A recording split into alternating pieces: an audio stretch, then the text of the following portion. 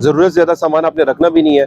और आपको अभी वार्निंग देके जा रहे हैं, देखिए ये आपके तीनों जो हैं ये बाहर चिल्लर बाहर पड़े हुए हैं, ये भी आपने अंदर कर लेने हैं। ठीक है, वापसी पे अगर आपका ये सामान बाहर हुआ तो फिर आपके ऊपर FIR हो। ठीक है, दुकानदारी आप शटर के अंदर आपने करनी है।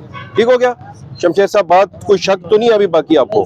ठीक है, क्योंकि इसके बाद हमने फिर आपसे पूछना नहीं है, आपको उठा के लेके जाने और थाने में आपका FIR दे देनी। ठीक हो गया, बाहर आ जाए। अस्सलाम, क्या नाम है आपका? राहत। राहत, क्या आपका ये ईमान नहीं है कि जो आपके नसीब में जो अल्लाह पाक ने रिज़्क लिखा हुआ है आपको मिल के रहेगा? ईमान है ना आपका? ठीक है, तो ये सामान अगर आपका अंदर भी पड़ा होगा आपको वही रिज़्क मिलना है। ठीक है, लेकिन अगर आप आवाम को तकलीफ दे के करेंगे ना तो फिर वो उस आपकी जो है ना उसमें कमाई में वो हलाल नहीं रहती। ठीक है, हकूकुल इबाद का आपने खास ख्याल रखना है।